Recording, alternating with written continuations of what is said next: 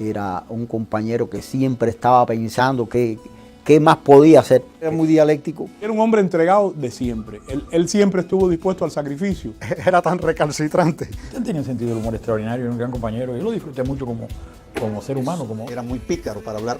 Era una gente que, por ejemplo, tú le presentabas a una señora y él decía, a sus pies, señora. Tenía madera de líder. Muy afable con sus amigos, muy carismático. Una sonrisa que contrariaba a los demás. Tenía facilidades para las relaciones públicas.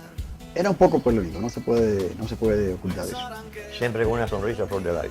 Ese era Pedro Luis Boitell. Competencia, Boitell dijo, bueno, pero aquí no hay competencia, que no solo tenemos idea de cómo comunicarnos con la población y bueno, todo ese tipo de cosas. Pero Fidel mandó a desconectar la planta de todas maneras y ellos siguieron transmitiendo, no se le hizo ningún caso. O sea que ya el antagonismo de Boitell con Fidel empezó desde ahí, desde ese momento. El 1 de enero de 1959 y los meses siguientes fueron días luminosos para la mayoría del pueblo cubano. Para otros, el inicio de una dolorosa tragedia. Sin embargo, es difícil imaginar otra jornada en nuestra historia si exceptuamos el 20 de mayo de 1902, en la que la alegría y la esperanza se fundieron hasta confundirse. La inmensa mayoría ciudadana se sumó a la revolución, y Pedro Luis Boitell, como el resto de los exiliados, regresó a Cuba incorporándose en sus labores en CMQ y retomando los estudios en la Universidad de La Habana. Su capacidad de liderazgo no fue pasada por alto, y un destacado dirigente del gobierno y del 26 de julio le propone que se postule para presidente de la FEU. Marcelo Fernández es lo que le da embulla mucho a Pedro Luis para que aspire a la presidencia de la FEU. Boitell se postula para la presidencia de la Federación Estudiantil Universitaria, pero sin el apoyo del movimiento 26 de julio. Esta organización, con el aplastante peso que tenía en la opinión pública, respalda al comandante Rolando Cubelas, que también disfrutaba de la simpatía de un amplio sector de los estudiantes universitarios, entre los que se encontraba José Ángel Gutiérrez Solana. Bueno, yo conozco a Pedro Luis de la época de la universidad, aunque yo no era del grupo de él, ni puedo decirle honestamente que no voté por él, yo voté por Cubelas. Unos días antes de las elecciones, el gobierno, o sea, Fidel Castro, declara públicamente que el gobierno no respalda a ningún candidato a la elección de la FEU. Los conflictos entre las diferentes facciones revolucionarias y en particular los que tenían lugar dentro del movimiento 26 de julio, el más poderoso y ambicioso de todos los grupos que habían luchado contra Batista, eran muy fuertes. Por lo que apoya oficiosamente al comandante del directorio revolucionario, Rolando Cubelas, para dirigir la Federación de Estudiantes Universitarios. Rolando Cubelas era el candidato oficial, vamos a decir. Rolando Cubelas, que pertenecía al directorio, y Pedro Luis pertenecía al 26 de julio. Sin embargo, Rolando tenía el apoyo oficial, le había hecho un tipo de arreglo y tenía el apoyo del gobierno, del régimen en ese momento y del 26 de julio. Sacan a Cubelas, que está de viceministro de Gobernación, que era del directorio, y lo llevan para la universidad. Empieza toda la propaganda, inclusive ahí en la universidad, y en día de llegar el que fue jefe de la policía, Almejeira, con ametralladores y un grupo gritando "Viva Cubelas, presidente de la FEU". Ahí tú ves ya directamente que ya Pedro Luis estaba vetado. Dentro del movimiento 26 de julio había una disensión de carácter ideológico no declarada, pero sí en efecto, debido a que elementos de izquierda estaban siendo respaldados por un grupo dentro de la Dirección Nacional del 26 de julio, como Guevara, Vilma Espín y otros más, que respaldaban a los comunistas. Y que el movimiento 26 de julio no respaldaba tampoco a ningún candidato a las elecciones. Y en este otro caso se refería a Pedro Boitell. La corriente democrática del movimiento 26 de julio había logrado el respaldo de la mayoría de los estudiantes de secundaria y del nivel universitario, afirma Richard Heredia. Ya habíamos ganado todo el proceso de la segunda enseñanza y en las otras universidades de la isla. A nivel nacional teníamos el control de todo eso por elecciones, no por influencia política, ni por presiones de carácter de militancia, sino por elecciones, en Congreso de la segunda enseñanza, que se produjo un Congreso Nacional, y en las elecciones en todas las universidades. Soy diferente y no veo el mundo igual. Quiero agradecer. Pedro Luis Boitell era un hombre de ideales. Creía en democracia y era partidario de la lucha cívica, como afirma su compañero de boleta electoral, Rafael García Toledo. Cultivaba todavía la idea de que aquello se podía reformar desde dentro, que podía dentro del 26 de julio hacer algún tipo de jugada y que con la presidencia de la FEU él podía influenciar. Todos esos elementos que salieron electos, federaciones y personas, respondían a la sección estudiantil del 26 de julio. Y a eso lo demostraron a la hora de tomar una decisión sobre a quién respaldar en la Universidad de La Habana, firmaron un documento en el que anunciaban que respaldaban a Pedro Luis Boiter como presidente, en la candidatura a presidencia de la universidad. El denominado sector moncadista del movimiento 26 de julio aspiraba al poder absoluto. La prensa era reprimida, la economía sufría el acoso de las autoridades. La sociedad civil, incluyendo los sindicatos, partidos políticos y grupos profesionales, estaban siendo socavados, divididos e intimidados. Fuimos para el antiguo campamento de Colombia, que ya era Ciudad Libertad. La reunión era la Federación Estudiantil Universitaria y la sección estudiantil del 26 de julio. Del otro lado estaba Armando Har. Armando Har dando seguridades de que aquello era una democracia, de que quien ganara las elecciones iba a ser elegido, que el gobierno iba a respetar quienes ganaban en las escuelas. Y la gente que representaba la FEU y la Coordinación Estudiantil del 26 de julio pidiendo más seguridad y diciendo que ellos no creían que fuera así. Y Har diciendo, esto es una democracia, nosotros tumbamos a Batista para poner una democracia, ustedes van a ver que las elecciones se van a respetar. Cuando llevamos como media hora, 40 minutos así, de sorpresa entró Raúl Castro. No sé si, yo creo que nadie lo esperaba allí. Y le pidió la palabra a Har y dijo, y nunca se olvidará porque después he comentado esto con mi tío varias veces de esta vivencia. La revolución está amenazada y tenemos que ir todos a una unidad. Acabo de venir de la universidad donde nos hemos reunido con el directorio el 13 de marzo. Y el directorio ha acordado unirse a nosotros en la lucha que nos viene encima el gobierno. Y hemos decidido que la presidencia y X número de escuelas sea para el directorio, la vicepresidencia y X número de escuelas para el 26 de julio. Una de las personas del 26 de julio se levantó y sin mirar a Raúl Castro le preguntó a Har, ministro, ¿esta es la democracia que usted nos ha estado hablando hace una hora? No creo que en ningún momento haya sido porque Cubela respaldara a los comunistas, sino Fidel quería el control de la universidad y Cubela era un individuo que había demostrado una vinculación, una supeditación al 26 de julio. Rolando Cubela era un poquito una estrella de rock en ese momento y hay que entenderlo. Rolando Cubela era un individuo de estilo, bien parecido, un poco postalista en la cosa cubana y era un comandante que vamos a decir, lucía, tenía barba roja, usaba un yaqui blanco arriba del uniforme. Él era de verdad una persona de mucho carisma en ese momento. Pero Luis no era así, en realidad. Pero Luis es un individuo con una intensidad tremenda, un idealismo tremendo que él y yo chocamos muchas veces. Mientras la histórica autonomía universitaria, que había caracterizado los altos centros de estudios de Cuba, desaparecía, los estudiantes militantes del Partido Socialista Popular, con otros del movimiento 26 de julio, intentaban confundir a los lectores. Porque ahí se estaba ya definiendo el problema ideológico dentro del 26 de julio y con el respaldo de una cantidad de oficiales del gobierno que iban constantemente a la universidad. Después de haber salido publicado en la prensa, a todas 8 columnas, el respaldo nacional a Pedro Luis Boiter como candidato a la FED, principalmente a nombre del 26 de julio. Ricardo Alarcón, que pertenecía a la agrupación católica universitaria, lleva unos volantes que habían hecho los comunistas que le dan su apoyo a Boiter. Cubela recibe el beneplácito de Raúl Castro, porque Raúl Castro no podía ver a Pedro Luis, primeramente porque Pedro Luis era anticomunista y Raúl Castro era comunista, eso no se puede negar. Pero el hecho fue que la entrada de Raúl Castro armado en el recinto universitario, donde eso no se podía hacer tradicionalmente, los únicos que tenían armas era la policía universitaria, y ahí ni cuando Batista pues se traba la policía, nunca, ni cuando Machado, etcétera, la autonomía universitaria, etcétera, y esta gente entraron armados allí, etcétera. Y estuvieron en el meeting aquel meeting que no hay duda que mucha gente que estaba muy, pero muy de acuerdo con ese momento con el régimen, todavía estaba el fervor de la revolución, etcétera, apoyaron a Rolando, entre otras cosas porque Raúl y este grupo de gente lo estaba apoyando. En aquellos momentos en Cuba, enfrentarse a Fidel Castro era un suicidio, por eso pasó a Pedro Luis lo que pasó. Pedro Luis se le enfrentó a eso. Raúl Castro apoyó a Rolando Cubela en ese mitin cuando habló. No solo lo apoyó, Raúl Castro dijo que tenía que haber una candidatura única, que eso era los revolucionarios, que los que estaban creando una candidatura alterna, o vamos a decir otra candidatura, eran divisionistas, etcétera. O sea, ahí no hubo ningún tipo de duda, él estaba allí para apoyar a Rolando Cubela, lo hizo. Entonces nos vamos a visitar las distintas escuelas, va Cubela, voy yo, va Pedro Luis Boiter, vamos los tres. Y se van produciendo incidentes en cada una de las entradas de las escuelas, se están produciendo incidentes de cierta violencia. Entonces decidimos los tres irnos de la universidad para evitar conflictos serios. Entonces nos vamos a la universidad, vamos a la cafetería de Radio Centro y nos sentamos allí, empezamos a conversar. a ver cómo se podía resolver el problema. No se podía resolver, ya la cosa estaba en marcha. Había que esperar el resultado final. Yo creo sinceramente que Rolando Cubelo hubiera ganado las elecciones de cualquier forma.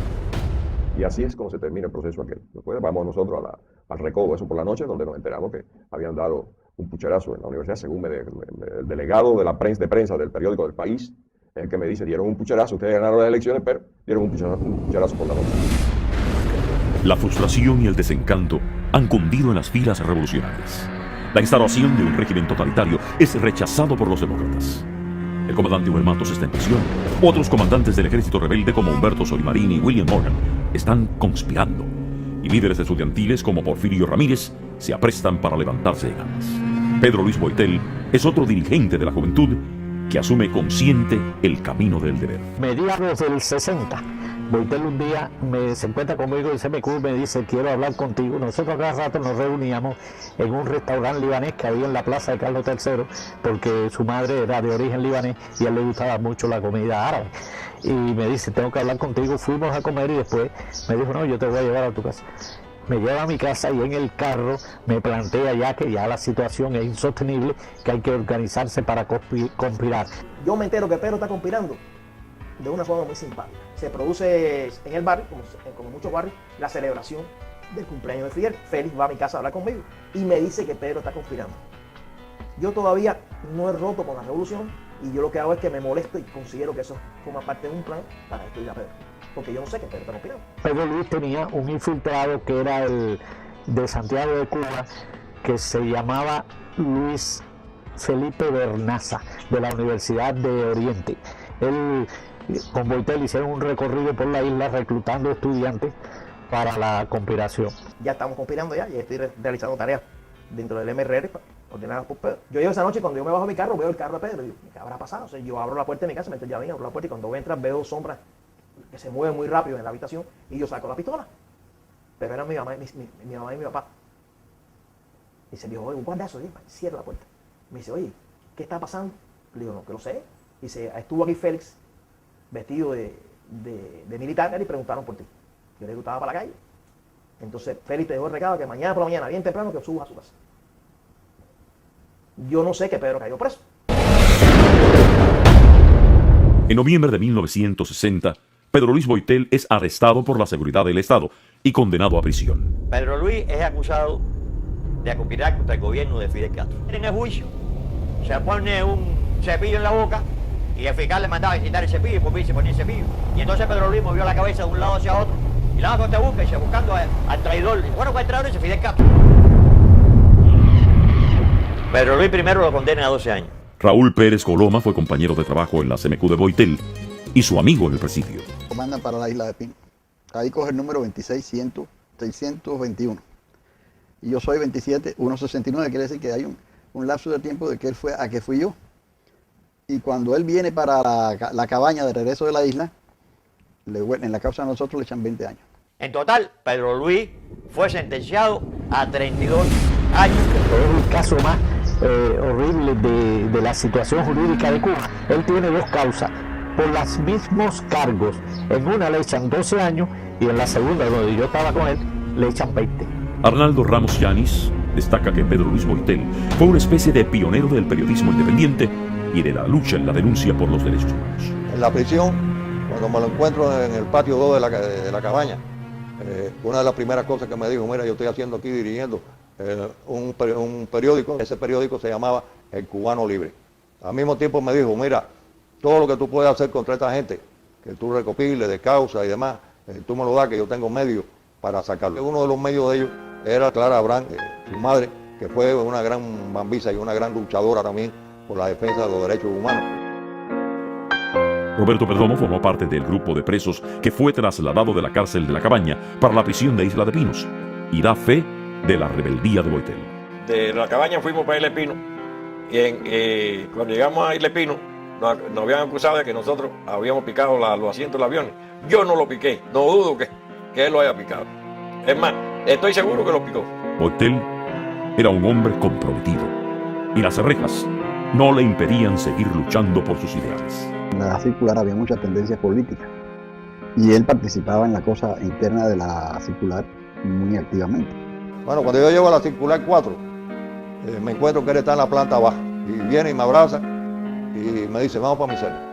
La celda de él, como dije, era la 21 del segundo piso. Era ahí, vivía con un muchacho joven, Tomás Ramos, que le decían el Tigre. Allí, Pedro Luis me dice, tú vas a dormir en el avión mío. Viví en una celda también con él, así que imagínate. Me acuerdo que eran las 52 del segundo piso de la Circular 1.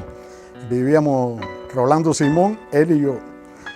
La cosa con el flaco no era fácil, porque en aquellos momentos todavía no había empezado ni el plan de trabajo forzado, ni habían todos los problemas que después surgieron, pero Boitel era tan recalcitrante para todo que con esa persona no había ningún arreglo de nada que conllevara el aceptar absolutamente ningún tipo de privilegio, de prebenda, ni nada con la dictadura. Un hombre que no admitía situaciones a medias ni nada de eso. Su posición siempre fue vertical y en todos los aspectos, desde antes de salir al trabajo y después cuando el trabajo, pues igualmente.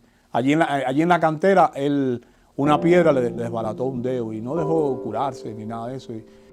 Pedro Luis, como hombre de ideales, era terco en su manera de ser.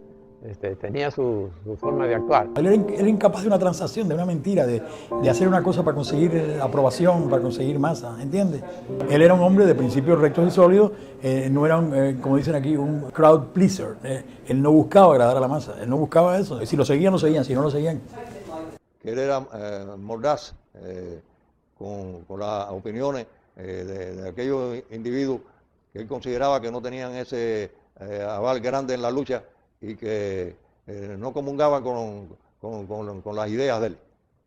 En eso tuvo muchos seguidores y yo creo que esa fue una de las causas por las cuales él tenía tantos muchachos jóvenes al lado de él. Y una cosa muy característica también, los amigos de Boitel de hace muchos años siguieron siendo sus amigos. Esto es muy importante. O sea, él no era un individuo que defraudaba o que... No, Boitel era una persona que te hacía sentirte seguro cuando ibas a una lucha con él. Y te hacía ser creativo también. Era como si en el fondo uno tratara de no defraudarlo a él. Él era un individuo que andaba siempre moviéndose, él tenía su organización y andaba siempre de un piso para otro, buscando un piso para otro, tratando de hablar. Él era muy dialéctico. Era un individuo que de verdad se preocupaba por el entorno de él, dando siempre buenos consejos, que la gente estuviera ecuánime en sus cosas, en sus planteamientos. Siempre fue un hombre bastante activo. El embajador Armando Valladares acompañó a Boitel con otros compañeros en un intento de fuga desde el presidio de Isla de Pinos. Pedro Luis era un hombre de acción, un intelectual, un pensador, un dirigente, reunía todas estas cualidades y sobre todo un valor personal extraordinario, de una interés a toda prueba. Y yo recuerdo que cuando me habló de la fuga, a mí aquello me pareció una cosa prácticamente imposible. Jorge Daubar, con la ayuda de su padre Pedro Álvarez y la prometida de Boitel, Carmen Jiménez, introdujeron en presidio parte de los útiles necesarios para la fuga.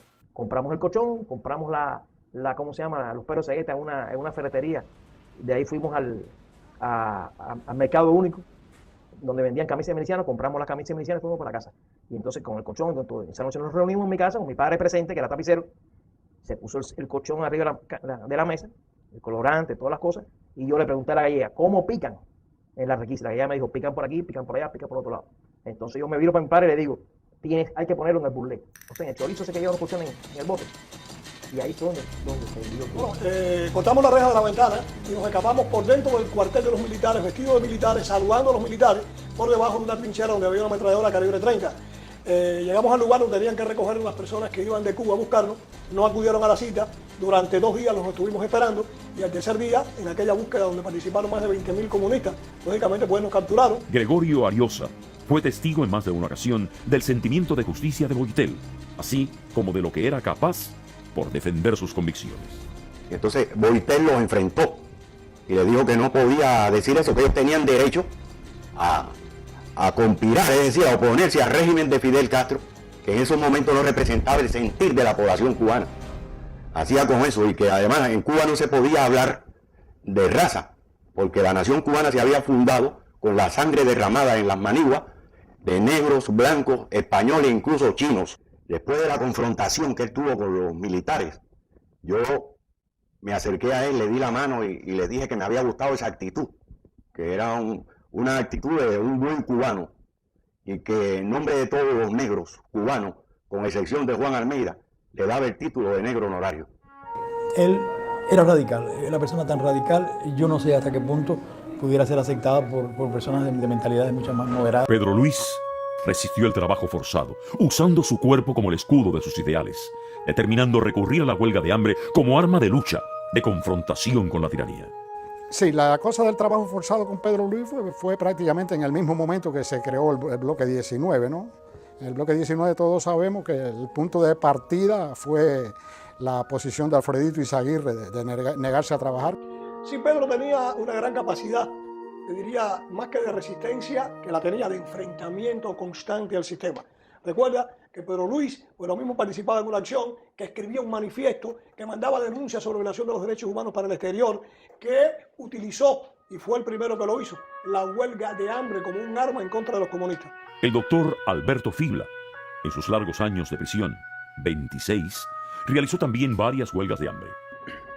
Las huelgas de hambre son un proceso de deterioro pausado, pero muy lento, pero muy efectivo. Él hace la primera huelga de hambre precisamente cuando para buscarle más problemas lo sacan del bloque 19. Pedro Luis pues también aprovechó toda esa circunstancia del trabajo forzado, pero utilizando el método de la huelga de hambre. Los que teníamos que salir en el bloque 19 todos los días para el campo, pues sabemos que todos íbamos sujetos a la paliza del día. Y Boitel pues parece que fue un visionario. Entonces lo trasladaron para otro bloque y ahí empezó la primera huelga, que duró todo el tiempo, o sea, ya él no salió más a trabajar. La huelga de hambre fue la salida que él dio a una protesta, a un plan de trabajo. Cuando llegó el plan de trabajo, pues unos dijeron, bueno, yo voy a actuar así. Él dijo, aquí hay que plantarse aquí. Y eso fue lo que hizo, plantarse. Cuando nos llevaron para el edificio 5, pues él estuvo allí, no salió nunca, ya él estaba en huelga de hambre y allí continuó hasta que lo trasladaron para la cabaña y vinieron todas las otras huelgas. En 1965, Pedro Luis Boitel es nuevamente trasladado para la fortaleza de la cabaña, donde también participa en varias huelgas de hambre. Lo incorporaron a él al grupo que estaba en la galera 23 de la cabaña. La galera 23 era un lugar de castigo. Obviamente casi era como un sótano. Allí había 10 o 12 presos en principio, después trajeron otros más, entre ellos hasta Pedro Luis. Cuando llegamos a la cabaña tuvimos varios problemas con la guarnición. Entre ellos, Pedro Luis tuvo muchas discusiones con ellos y muchos problemas con la guarnición, porque Pedro Luis era muy rebelde. Y participamos en la huelga de los 35 días y parecía talmente que no estaba ni en huelga, como que era un hombre delgado, ni se le notaba, que bajaba ni nada. Siempre Pedro Luis fue Pedro Luis en huelga y en todos lados. El problema de las huelgas de hambre es que se sufre un deterioro progresivo y alarmante. En cuanto al tiempo que uno puede estar en huelga de hambre, pues antes de morir, se supone. Eso varía de acuerdo con la constitución de la persona. Y así todo. Tenemos el caso en la prisión de Luis Álvarez Díaz, un hombre muy fuerte, acostumbrado a hacer ejercicio, extraordinariamente musculoso, murió a los 13 días de huelga de hambre. Por ejemplo, también Robertico López Chávez estuvo inclusive en un calabozo ahí, en Isla de Pinos, y estuvo 73 días durante la huelga antes de morir. En la huelga aquella grande de 30 y pico días que estuvimos sin ingerir alimentos, y una cosa que yo lamenté siempre es que cuando terminamos la huelga aquella, Boitel dijo que él iba a seguir en huelga. Ahí nos enteramos que él estaba en huelga de hambre. Cosa que no sorprendió a nadie porque ya te digo, él había hecho varias huelgas de hambre y además él era duro en ese aspecto, él tenía sus ideas y si vamos a ver su muerte, pues él murió por sus ideas. Carmina Trueba visitó a Boitel en el hospital militar durante una de sus huelgas de hambre y supo de su entereza y determinación de dar la vida por la libertad de los cubanos. Y algo incomprensible de la dictadura cubana fue recibir un recado del hospital militar de Colombia, donde estaba Pedro Luis, para que fuera a visitarlo. Yo no lo conocía, no lo había visto nunca. Y rápidamente llegué allí a mi hora y lo vi, estaba en una cama acostado de una huelga.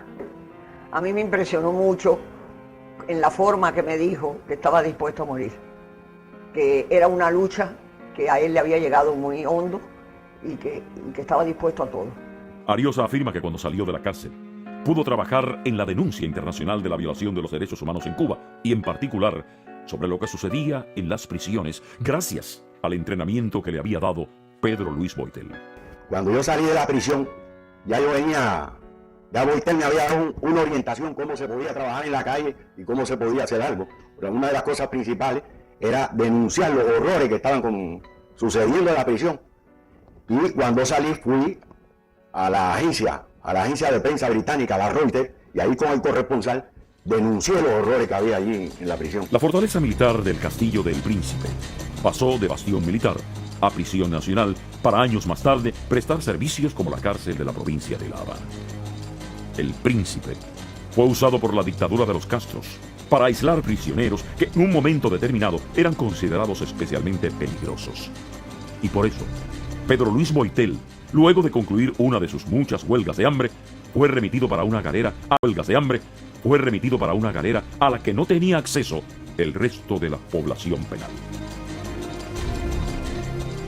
Vivíamos escondidas de todo el presidio político nuestro e incluso de los comunes. No nos podían ver. Nosotros vivíamos aislados en la azotea del Príncipe, donde estaba la antigua zona de los locos, que le llamaban.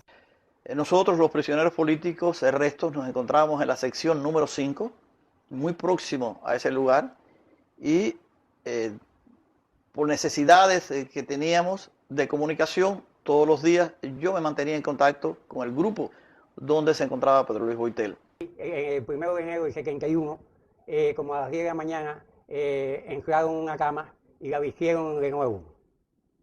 Enseguida surgió la especulación de quién podía ser. Uno creían que era Mario Chan, en paz descanse, otro que era el ex comandante Ramón Guín, el otro que era el ex comandante Rolando Cubera, y todo el mundo seguía dando opinión en eso. Y no llegaba el huésped que estábamos esperando para que nos acompañara allí.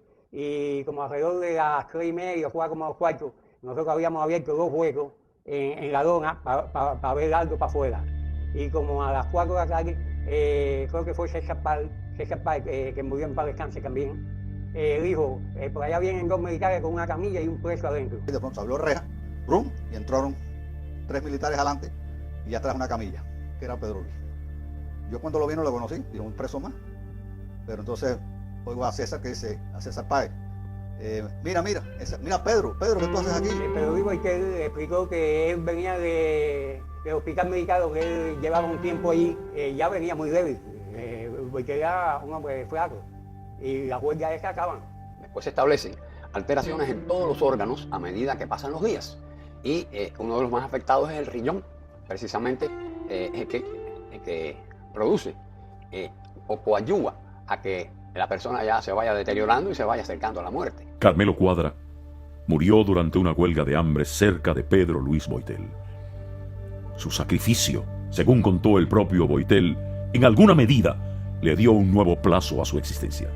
Cuando muere Carmelo, me dice Pedro, dice, oye, los gritos que Carmelo daba de sufrimiento y de dolor eran angustiosos. Vaya, aquello era para taparse los oídos. Y es que ellos estaban pasando la sonda constantemente. Y la sonda parece que le perforó el hígado. O hizo algo en el hígado que lo provocó unos dolores espantosos. Y así murió Carmelo, con unos dolores, pero horribles.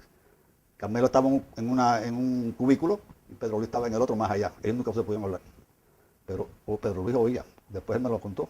Dice, yo pensé que me tocaba a mí. Incluso yo estaba dudando si me pasaban la sonda o me la pasaban otra vez. Yo quería que o ya terminaron una vez. Pero ahí fue cuando vinieron ellos. Y le dijeron, ¿qué es lo que tú quieres? La ropa civil, esto, te lo vamos a todo. Cuando llegó al Príncipe, al Castillo del Príncipe, se reunió con nosotros, yo le di mis consejos, le dije, oye, eso de la ropa de civil, de distancia de los presos. Dice, bueno, yo me la gané Uber, está bien, pero ten cuidado, porque esta gente son muy malos, me refiero a los carceleros, son muy malos, y lo que quisieran es verlo a uno convertido en un cadáver. Está bien, pero a mí me respetan. Los esbirros de la prisión no cesaban de acosar a Boitel, y por eso varios de sus compañeros de la galera del Príncipe consideraron que las acciones de varios oficiales de la guarnición tenían como objetivo provocarle para que se declarase en huelga de hambre y dejarle morir. El teniente Valdés, que es de la seguridad del Estado, que nos atendía a nosotros allí en el Príncipe, a veces entraba a la galera y se ponía a hablar, a conversar, y nosotros la gente le preguntaba. Entonces, después que trajeron a Boitel con nosotros, él fue un día allí y se puso a decir, no, porque estamos cansados ya de Pedro Luis. Ya nosotros estamos cansados y en la próxima huelga que anda se tiene que morir, como se tenía que morir en esta. Después de una fallida visita que vienen y le dicen, óyeme, ahí están tus familiares, ponte la ropa que nosotros te exigimos que te pongas para llevarte. Dice, no, yo no me la voy a poner. Entonces por fin no tuvo visita y al otro día se declara en huelga de hambre. En repetidas oportunidades se dio el caso de que iba Clara a ver a su hijo, a ver a Pedro Luis, y él no lo podía ver porque estaba en una huelga de hambre. Ese día al amanecer, él cogió el desayuno y lo botó por el baño. Después yo estuve observando eso. Después el almuerzo lo viró, la comida también. Y está raro esto, aquí hay algo. El día siguiente igual rechazó el desayuno, el almuerzo y la comida. Entonces al día siguiente, por la tardecita me dice, Maqueca, ven, quiero hablar contigo. Pero dime. Me dice, no, estoy en huelga de hambre. Al tercer día de él estar en huelga, va O'Farrill en la rutina con el jefe de la sección de nosotros, la sección séptima. Abren la puerta y entran O'Farrill adelante, el jefe de la prisión detrás, un coronel más, como 7 o 8 militares. Entraban ellos allí, tenemos un tubito allí y ahí tenían la ropa amarilla de que nosotros salimos a visita. Teníamos una ropa especial para que no se ensuciara. Y entonces estaba los pantalones de Pedro Luis y una camisa blanca, que era la que usaba él. Eso así miró para atrás, cogió el son, ¡guau! ¡Sácate! La de él nada más. Y le dijo a Sanabria, llévate eso de aquí. Y siguió una fiera para adelante. Entonces fue cuando estaba Pedro Luis, lo miró, Pedro Luis estaba en la cama, acostado abajo, la cabeza para arriba. Entonces César Páez le dice, Boitel, mira lo que hizo O'Farrill, que lleva los pantalones, y Boitel respondió con una sonrisa. Quería decir que él dijo, vamos a ver quién gana la pelea. Boitel tomó la decisión de iniciar otra huelga de hambre con plena conciencia de las posibles consecuencias. Un día llegó Valdés y se puso a preguntar que si había alguien que no estaba comiendo, y de por qué no estaba comiendo, y que si alguien estaba en huelga, que si estaba en huelga. Dijeron que no sabían nada. Y así empezó aquella cosa que fue, vaya, hay que vivirla, ver a un hombre muriéndose delante de ti, ¿sabes? Y que eso fue tremendo ahí para nosotros. Cuando pasan 6, 7 u 8 días, yo me le acerco y le digo, óyeme, pero esta gente quiere llevarte a la muerte y tú eres un elemento valioso. Me parece que están obteniendo éxito utilizando tu entereza, tu voluntad y tu determinación y tu principio.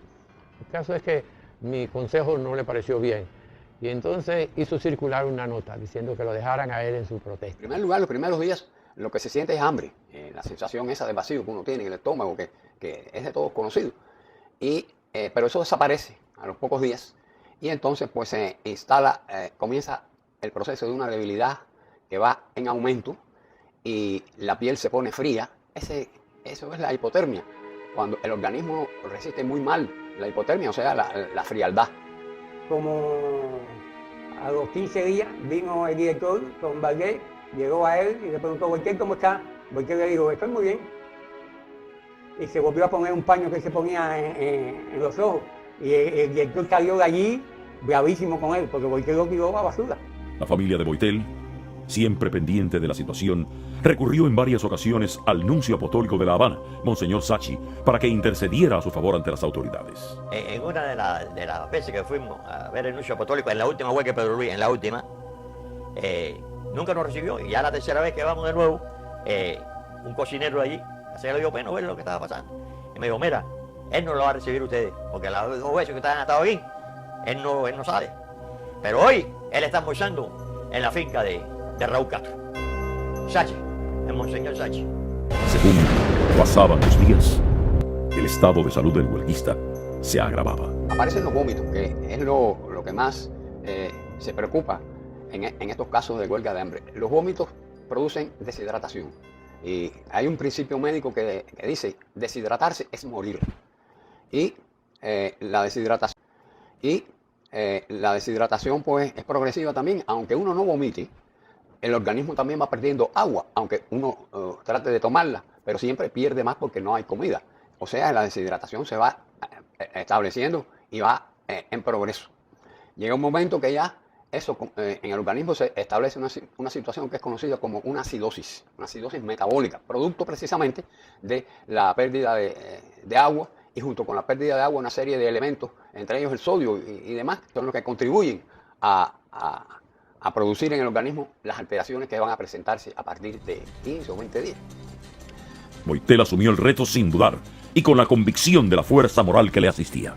Él me dijo que ya estaba cansado de muchas humillaciones, de maltrato, de bañonetazos, de ofensas, que ya estaba cansado ya de aguantarle a ellos y que iba a reclamar más derechos todavía.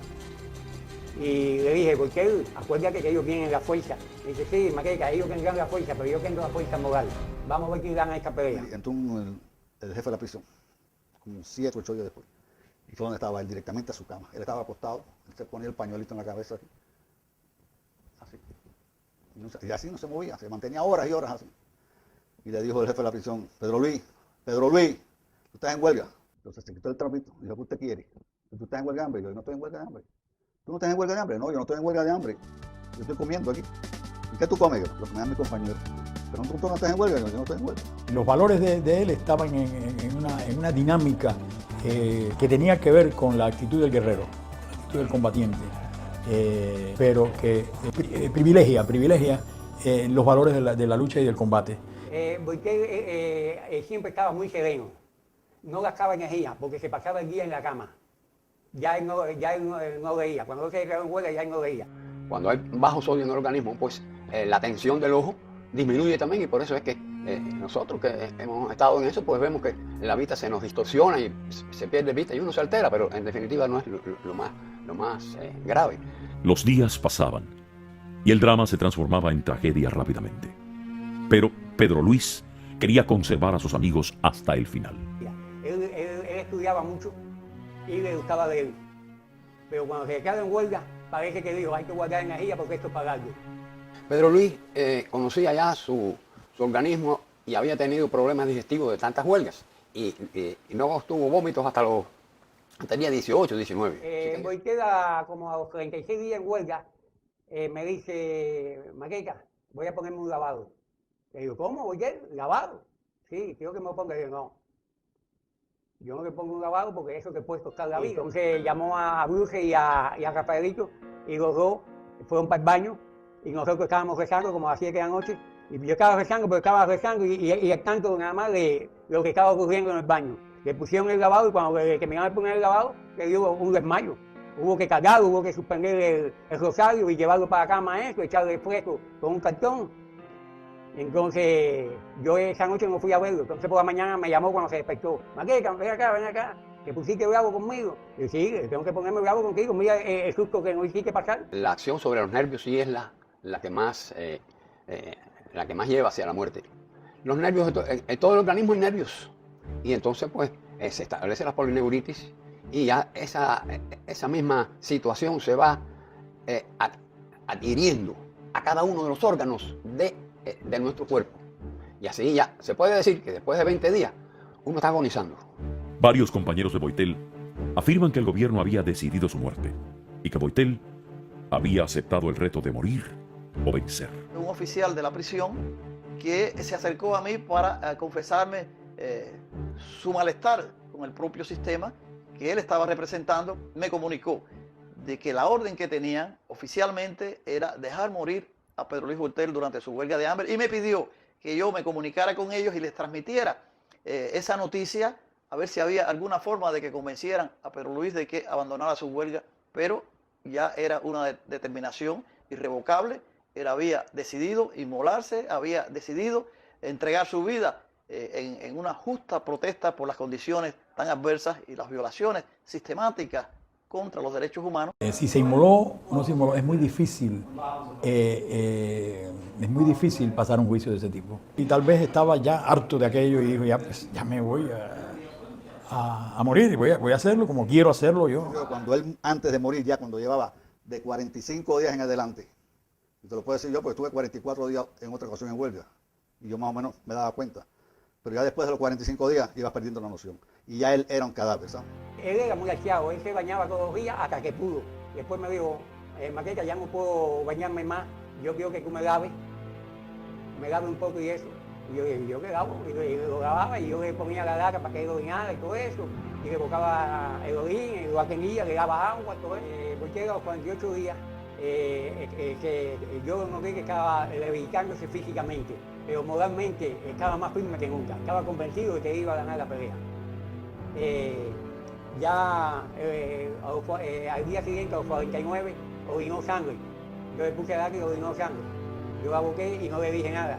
Entonces volvió más tarde a orinar como 2 horas después, orinó y volvió a orinar sangre. Y entonces me dice, ¿qué pasa? Y yo, no me pasa nada. Me dice, ¿qué? Estoy orinando sangre. La familia Boitel, junto a sus compañeros de presidio, recurrieron a medios de prensa internacionales para hacer conocer la agonía de Pedro Luis. Cuando Pedro le faltaban días para morir, Clara como madre, parece que sentía eso. Y me dijo, adiós, hay que denunciar esto. Entonces fuimos a la agencia de prensa francesa, en la calle O, y ahí, frente al corresponsal francés, el periodista, Clara lloró, gritó y denunció lo que le estaba pasando al hijo, que ella sentía que se lo iban a asesinar. La voluntad de Boitel no flaqueaba. Cada día, su decisión era más firme. A medida que iban pasando los días de la huelga y se deterioraba más, estaba más firme, siempre. Ni siquiera hablábamos con él, en el gesto se veía que estaba dispuesto a morirse, reclamando lo que él consideraba que era sus derechos. Es propiamente uno de los mártires, quizás de las figuras más señaladas en el martirologio de la prisión cubana, la prisión política cubana. Entonces él estaba acostado ahí y se lo decía, Maqueca, esto es hasta el final, esto ya no hay cambio ya. Los últimos 3 días él no habló. Entonces en esos últimos 3 días, desesperado, las moscas empezaban ya a volar. Hubo una mañana que yo marqué 17 moscas. Ya que posaban en los labios llenos de sangre y uno las arrancaba y trataba de matarlas y se que iban. Y eso fue unos días terribles para uno. Yo, la última semana casi no comíamos allí. Yo y los demás compañeros. En Pedro tuvimos ese mismo cuadro, se fue disminuyendo su fuerza, se fue alterando, él mantenía su criterio, él era un hombre de una voluntad extraordinaria. El espacio entre la vida y la muerte se cerraba. El día 50, como te dije, él habló conmigo como a las 11 de la noche y me dijo, Maqueca, quiero que me haga un favor. Los libros míos, guárdame en 2 jabas ahí. Diga a mi mamá que la quiero mucho, que la ha hecho sufrir, pero que la quiero mucho. Cuídame cuando tú puedas y que es buen amigo de mi hermano Armando. Y dale esta fotografía a mi mamá. Esa fue lo último que él dijo. A partir de ese momento, ya él no habló más. El día 51, vomitó en 2 oportunidades sangre de nuevo, orinó sangre. Uno dice que está agonizando cuando va camino de la muerte. La agonía también es distinta en cada persona.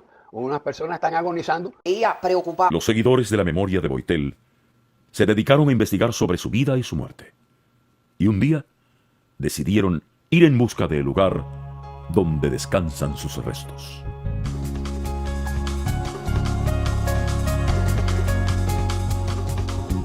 En la segunda visita que le hicimos a Pedro Luis Boitel ya había montado todo un operativo de la seguridad del Estado y había un nombre falso en la tumba de Pedro Luis Boitel también, ya habían puesto otro nombre que no se correspondía en nada, pero que sabíamos que esa era la tumba. Y aún así con ese nombre allí continuamos yendo y allí continúa yendo la oposición cubana. Este 25 de mayo, allí fue la oposición cubana. Allí se le rinde homenaje a ese mártir al que creo que todos los cubanos debemos conocer y convertirlo finalmente en nuestra bandera, porque fue una persona que supo sacrificarse, supo darlo todo por nuestra patria, por la libertad, por un cambio, porque Cuba no se convirtiera en lo que es hoy. Pero Luis Boitel simboliza la resistencia de otros hombres que incluso al igual que él cayeron dentro de la cárcel. Estoy hablando de Julio Tantesier, estoy hablando de Ernesto Madruga, primer mártir del presidio político, estamos hablando de César Páez. Reitero, pero Luis Boitel simboliza la resistencia dentro de las cárceles cubanas, la resistencia a dos dictaduras. No hay dictadura buena ni mala, son dictaduras. Pero Luis Boitel combatió, entregó lo más sagrado, lo más preciado. Primero la libertad y después su vida en aras de esta causa. Por tanto, más Boitel significa para nosotros lo que es un símbolo. Porque soy